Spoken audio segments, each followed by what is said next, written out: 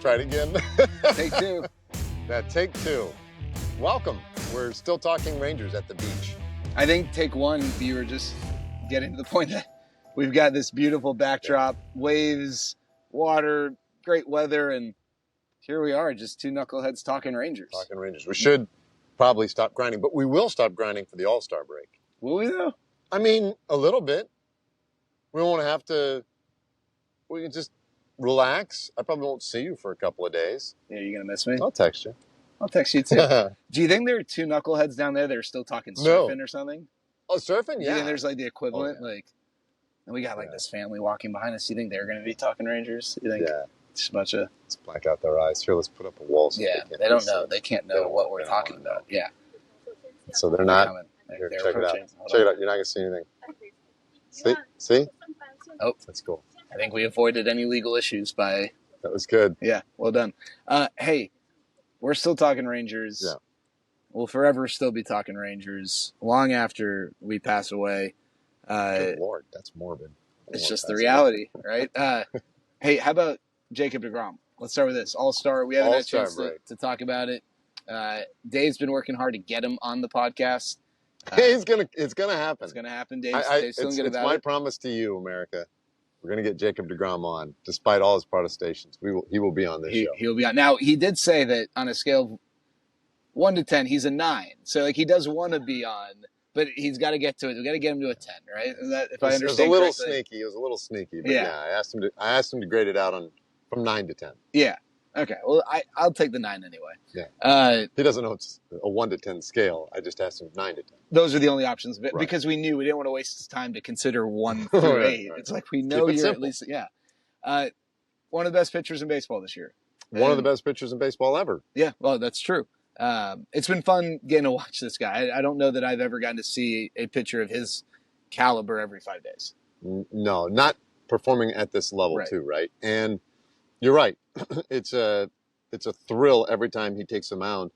And I was looking through, just thinking ahead, because we're in LA right now, heading to Houston here a little bit later. I think he's Sunday, right? Is he Sunday? Saturday, right? Because Evaldi will go Sunday, I think. Is that right? So it's Corbin tonight. We're having this conversation on Thursday. Yeah, no, I thought it was Corbin, Leiter, deGrom, Evaldi. Oh, you're right. deGrom, Evaldi. Right. So deGrom but we're going to get them both. But yeah, and the point is that it'll be in this weekend series in Houston. It's just going to be awesome because that should be a good atmosphere. Houston's struggling right now. They've hit a little bump on the road, if you can believe it. So who knows? We won't get into how that series is going to play out yet. We'll just have to wait and see. But I think it's deGrom, Framber, Valdez, by the way.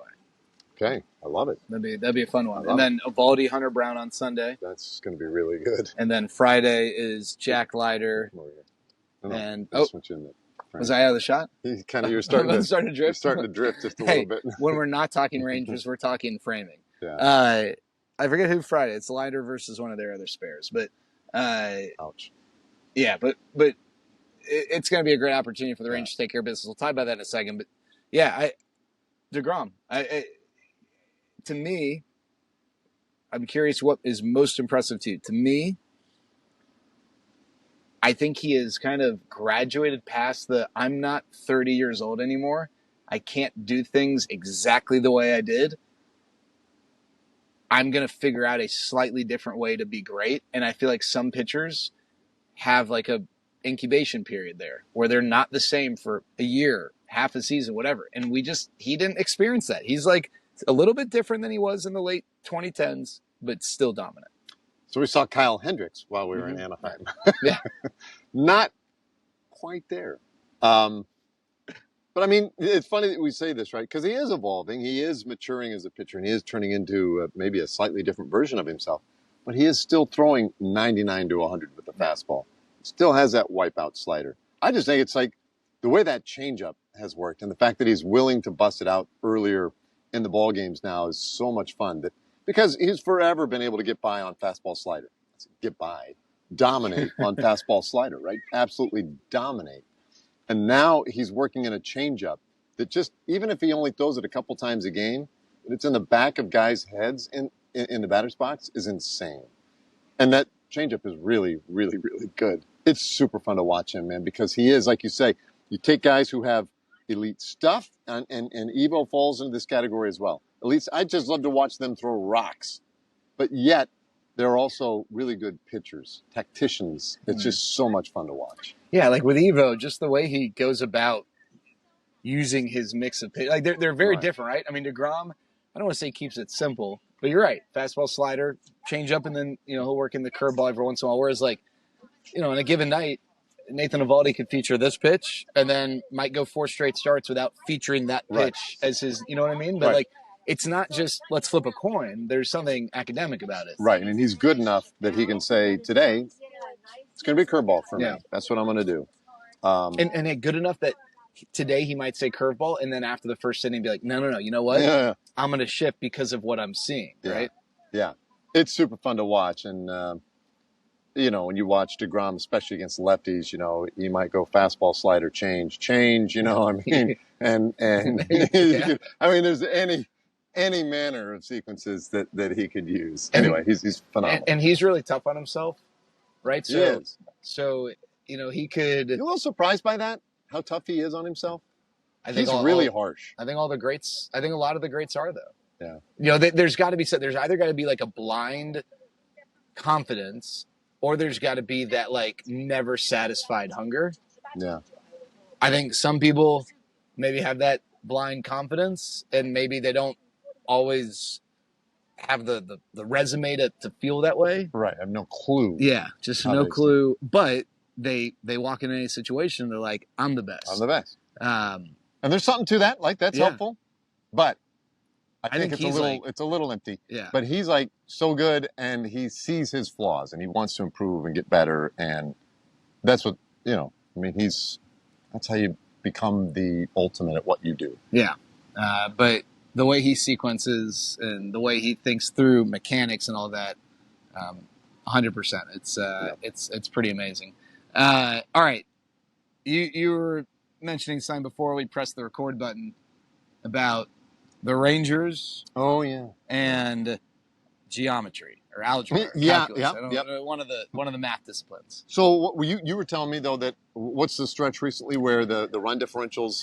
Yeah, I think it's over the last like 3 weeks or something, maybe sometime in mid-June, perhaps. The Rangers have the best run differential, or going into yesterday's game. Now they were -2 last night, -3.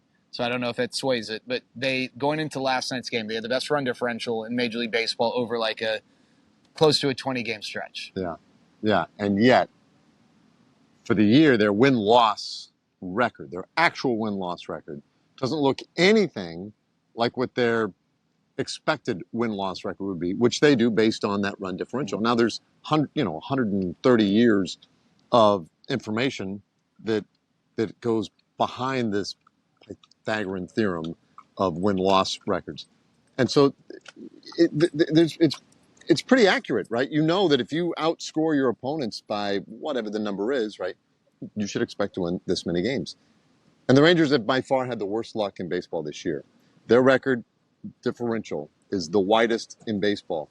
And I don't know what that means, right? I was thinking about it yesterday because we're putting together some numbers on how the bats have been better since June 7th. They've chased less, they've walked more, they've struck out fewer times, and as a result, they're scoring more runs, they're winning more games, all these things. But the reality is, it's 13 one night in Anaheim, or it's 16 in 2 games in Minnesota, and then there's some struggles in there. And so it's the way that they've sort of portioned out the runs that have created this weird differential in their Pythagorean theorem or their Pythagorean win-loss record. And it's a little frustrating, but I do think it speaks to the level of talent and why the expectations have been as high as they have been going into this year, and why there could still be some hope that it could turn in a more positive direction. Do you believe that a team is going to score more or less a set amount of runs based on their talent and like all these different predictive algorithms, whatever, they factor in, well, this guy's not going to play 162 games. And maybe they're so advanced that they factor in that you're going to face Kevin Newman for 3 innings in a given game, right? But do you think that there are a pool of runs for every team, and it's not going to be right on the mark, give or take, but that whether if you score 13 one night, you're taking 13 from that pool, or do you think that that can compound? You know what I'm saying? Like, Yeah, right. Because we joke about it from time to time, right? Like, oh, stop scoring, save some for tomorrow, yeah, kind of thing. That's silly, but yeah, I think that they can run the numbers in such a way that they can predict you're going to be in this range. Now, you can tighten the range to, let's say, a 20-30 run spread for a season. And I don't know. I shouldn't even use numbers like that because I don't know what those yeah, numbers are. But let's say they can tighten it down to that, and they can say, like, look, there's no question that they're going to be within this range. Now, give or take a little bit of error on the margins. So let's go to the low end. Let's go to the high end of those, and then you can say, like, this is where it'd be really weird to see them less than this. Be really weird to see them more than that. I think you can say that. It doesn't mean you can predict it. You're going to just split the middle, and that's right. where they're going to be. And there are obviously factors that go into that, injuries and others. But yeah, I think you have a good idea. I think that's how teams are built with Yeah. those expectations. So the Rangers, based on Pythagorean win loss versus actual most unlucky, Mm-hmm. I feel like, and I don't know the numbers, and we're not throwing stones for the sake of throwing stones, but the Rangers are about to play the Astros this weekend. Mm-hmm. And here, I'm going to raise my right hand. All right. The Astros are better than I thought they would be. Okay. Yes. This is not they suck. They're the worst. They're a good baseball team. You're not 20 games over 500 at any point in a season if you're not at minimum a good baseball team. Yeah. I think two things can be true though. I think I can sit here and acknowledge that I was wrong. They're a good baseball team. I also still feel pretty adamant that they are going to come back down. They are going to regress a bit. They're not, to me, that good. Like they're not that level of good. Right. Right. And I don't know their Pythagorean win losses. I feel like maybe they're on the other side of that fence compared to the Rangers. They also now are dealing with an extended absence for Yordan Alvarez. I don't know that there's a return in sight. Jeremy Pena on the IL. Jake Myers hurt. They've got some injuries to their rotation or their pitching staff. So that wears on you eventually. The Rangers are 10 back in the division. Mm-hmm. That's not fun or exciting. There's 69 games left. So the Rangers have a nice opportunity starting with this weekend to dig into that. Right. It makes it a huge weekend. I mean, honestly, 10 games, I would have never expected it. Right? I don't think anybody would have, and I don't think the analysts around baseball would have expected it. Everywhere we go, we talk to the journalists in town or whomever, and they're all shocked at how things have turned out for the Rangers at the beginning of this year. Just like they are with the Orioles, right? There are plenty of teams that have disappointed to the downside. The And their Braves, teams, yes, the Braves have been CJ a Nitkowski's disaster. fault, probably. That's right, probably. Yeah, probably CJ's fault. There have been teams, though, that have surprised to the upside. And to your point, I think Houston, I don't think anybody expected them to fall off the face of the earth anytime soon. But I don't think anybody expected them to be 20 games over and running away with the division by the All-Star break. But the point is, while none of this could have been expected, there is a long way to go. And I hate to say it because it sounds like you're asking for a lot, and you kind of are. But if they were to sweep the series, like, I don't know what would give you any realistic hope that would happen. But if they were to sweep the series, man, it changes so much. They're sitting there, and that's in their crawl over the All-Star break. You're feeling really good during the All-Star break. You've made up quite a bit of ground. The difference between taking 2 out of 3 and sweeping that series is massive. Yeah. But I'll take 2 out of 3. Yeah. Very happy to do that. There's still a long climb. There's still a long climb either way. And they have been fortunate to the upside, Houston, right? To your point. Not hugely, though. I think because they've recently taken a little bit of a tumble. Yeah. But yeah, they performed to the upside. They win. You've said it. I've talked with Mike about it. I've talked to some of the coaches about it. Teams that win, they find ways to win. Yeah. Teams that lose, they find ways to lose. And that's a reality.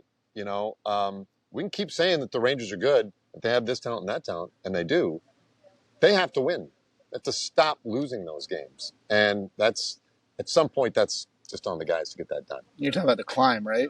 I feel like where we are, is a metaphor for the Rangers. Yeah. You know, we're up here. Oops. I'm here. There's Dave. Yeah. There's this winds, and eventually it gets you down to there, the promised land. Pretty nice. Pretty awesome. But a lot of work to get down there. A lot of steps, a little bit of energy. Not so much work to get down there, but getting back. Well, I was just saying work to get down because it's not. You're right. The analogy would be better if we were at the bottom, but we want to go there, right? Yeah. I feel like going up would just be going to our hotel room, which that's not that exciting. No. But you're right. Either way, a lot of work. That's Dave. Still talking. Feeling good. Hawaii. Yeah. Nice. I don't have really a logo in mind. Hey, thanks so much for being with us. We hope you have a great All-Star break. And we hope that during the All-Star break, you remember that we are going to still be talking Rangers. And we'll be talking Rangers with you after the All-Star break as well. Godspeed.